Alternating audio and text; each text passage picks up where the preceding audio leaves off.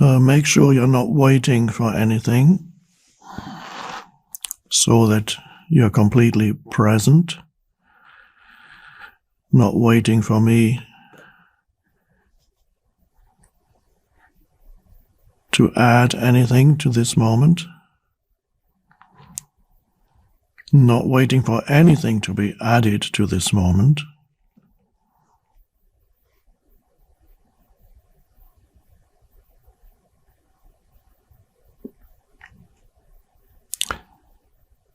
So that this moment is completely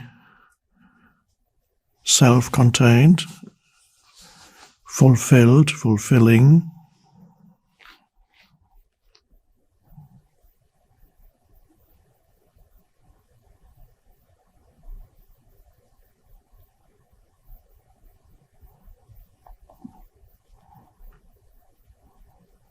Not waiting for anything is, for many people, something that they very rarely experience, occasionally accidentally, when a certain desire has just been met, and then for brief moments they are not waiting for anything to be added. But most people, most of the time, are never fully present. They are always more focused on some future moment, whether it's a minute from now or an hour from now or tomorrow or next week or next year, or even just getting ready to go somewhere, to do something, and the intervening. It's always, your entire life is an intervening period. The arriving is just very little, because then you wait for the next thing, you look to the next thing. It's all a journey. But if you are excessively focused on the destination, then you miss 99% of your life, because the destination, the arriving at the destination is the end of this very little there. Now what? The habit is, if the mind habit is not to be present, you can't even appreciate the destination, very briefly perhaps. And then, because of the underlying mindset of ignoring, denying, diminishing, devaluing the present moment, you can't even appreciate your destination in whatever form it arrives, the achievement, the destination, the end of a task, the outcome.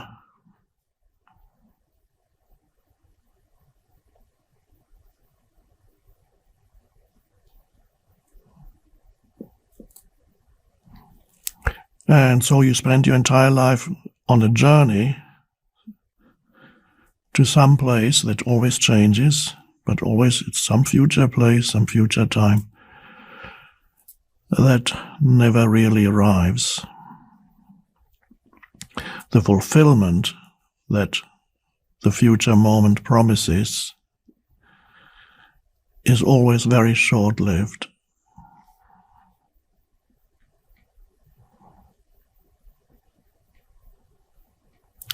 So the Buddha saw that already. Perhaps the most famous statement of the Buddha, well, one of the most well-known statements is, in order to go beyond suffering, he says, because he says suffering is a normal state of human beings, suffering in a wider sense, it doesn't necessarily always mean you're in intense agony, but a sense of dissatisfaction, a sense of unfulfillment, unhappiness in whatever form, an underlying discontent, is usually connected with this waiting for something to take you out of the present moment. All that is what the Buddha calls suffering. So unhappiness, non-fulfillment, misery, including, of course, extreme forms of unhappiness, minor forms of unhappiness like slight irritation, the Buddha would say, is already a form of suffering. Anger is a form of suffering, although it's not recognized as such by the ego, because the ego thrives on anger. But if you observe what anger does to your body, then you will know that it is a form of suffering. So the Buddha recognized that most humans are in that non-satisfying state most of the time, unhappy, except, as I said, when some desire has just been fulfilled, and then there's a brief moment of and then the next thing comes. So the Buddha says life is suffering, and in order to go beyond suffering, you have to let go of desire. Now,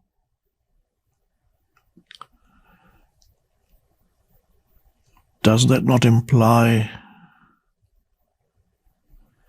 that you would no longer do anything? If you let go of desire, for what reason would you engage in any activity? Wouldn't you just sit there, nothing whatever? There would be no civilization, because nobody has no desire to create anything or do anything. So I don't think he was talking about it in that sense, but it can be misunderstood easily.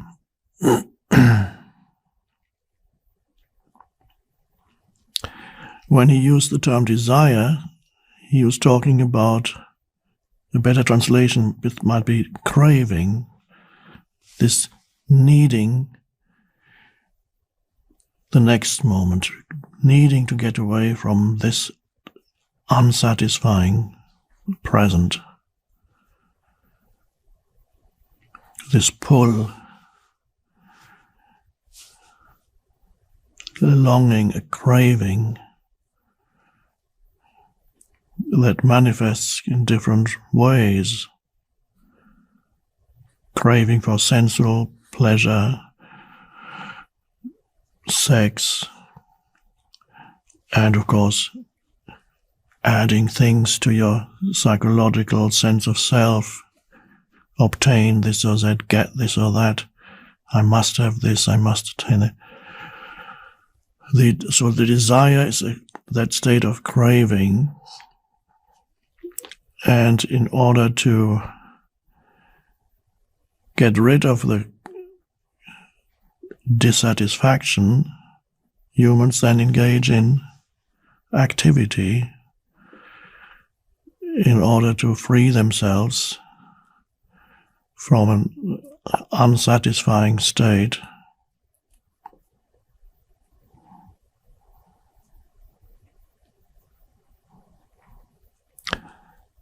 That is how most humans operate.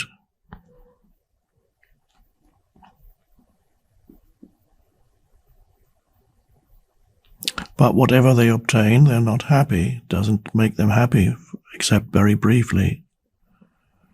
It doesn't free them from unhappiness, except very briefly.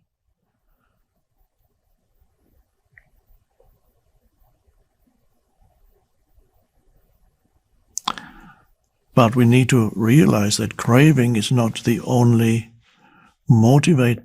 possible motivating force behind action, behind doing.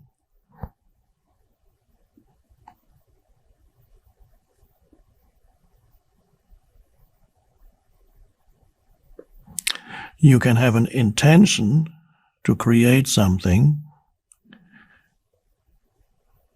to engage in some kind of activity. You have an intention to do this or to do that. it does not necessarily mean that there is this force of craving behind it, which ultimately is an extreme dissatisfaction with what is, and looking for some future satisfaction, something that will be. But if you have an intention to create something, it does not necessarily imply that there is also a craving. So these are two modalities of creating in this world. One is you create because your state of consciousness is a state of dissatisfaction and lack and neediness, and so you engage in activities in order to either cover up that state, desensitize yourself to the underlying pain, emotional pain, physical, even mental, or to the belief that something or someone can free you from that state of lack and dissatisfaction. And so that's how craving arises. And many things in this world are created out of that state of consciousness.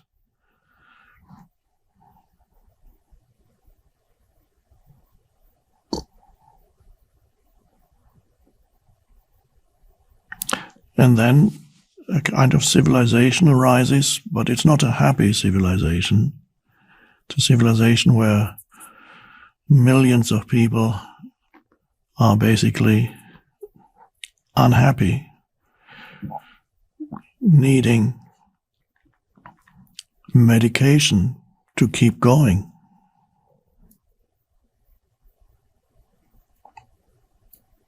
Millions upon millions need medication just to continue to function in this life.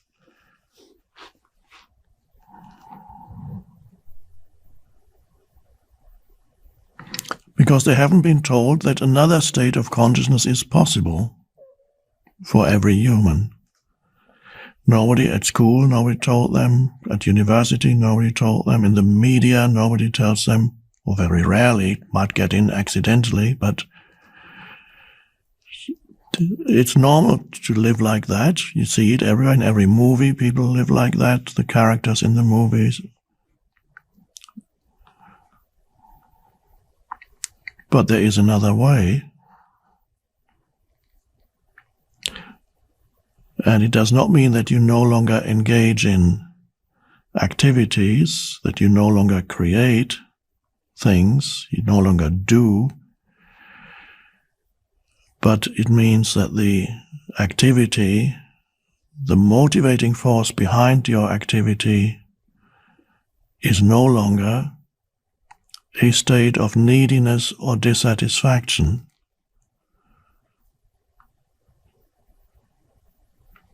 Because if it is, then the activity is stressful.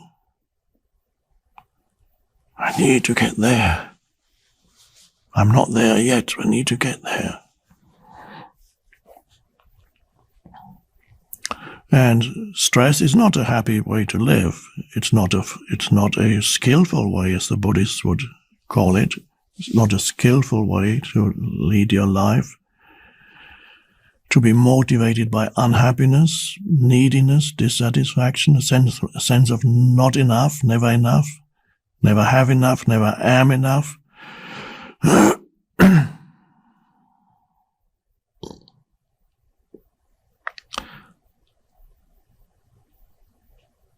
And whatever you achieve or get,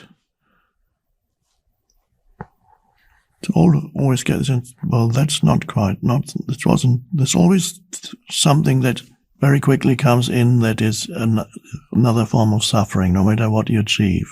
Fame, wealth, you achieve it, for a while you're elated, and then, you can see it has a huge downside. not that fulfilling at all.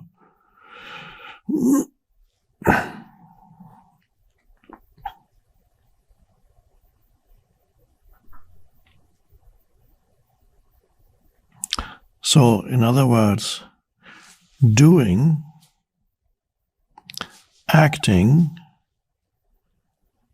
manifesting, creating is not enough. It's only one part of the equation. It's only one half of the whole. And what's the other half? If doing is only one half and your life will remain unfulfilled because you're not aware that there is another dimension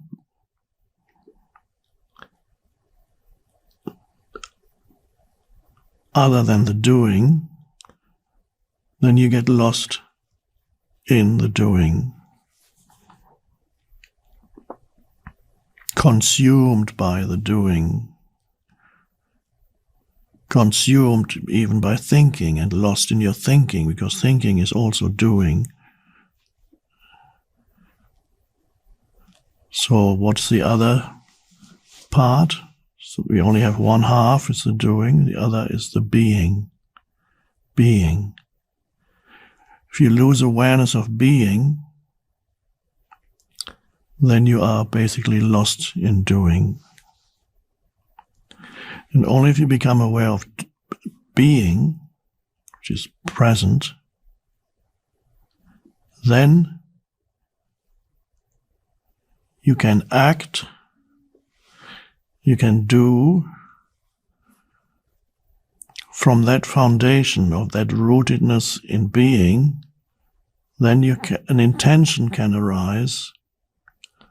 You can delight in creating something, enjoy doing something,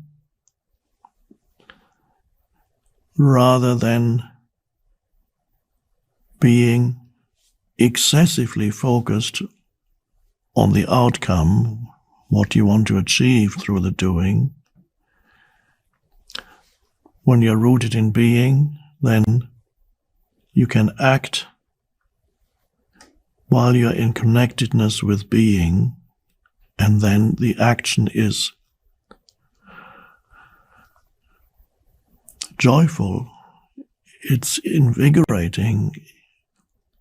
In other words, you begin to enjoy the journey, every step of the journey.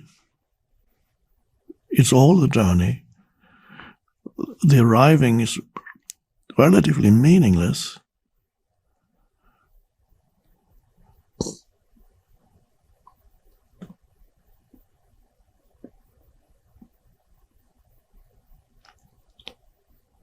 And then you can create, you can manifest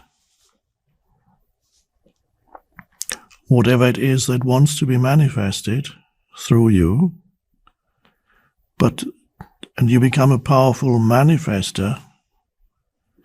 And why are you powerful? Because you're not needy anymore. You don't need whatever it is that your intention is to manifest. You don't need it for your happiness. You don't need it for your fulfillment.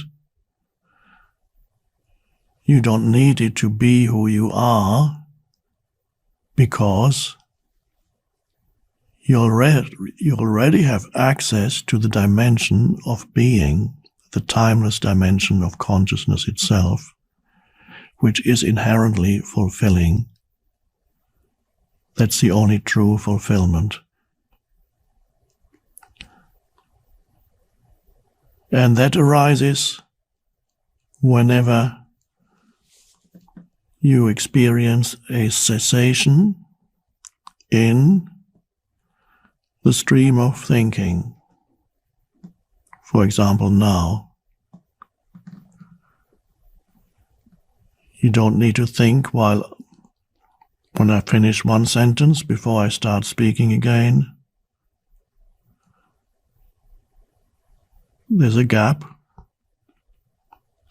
in which you can be conscious, fully conscious, without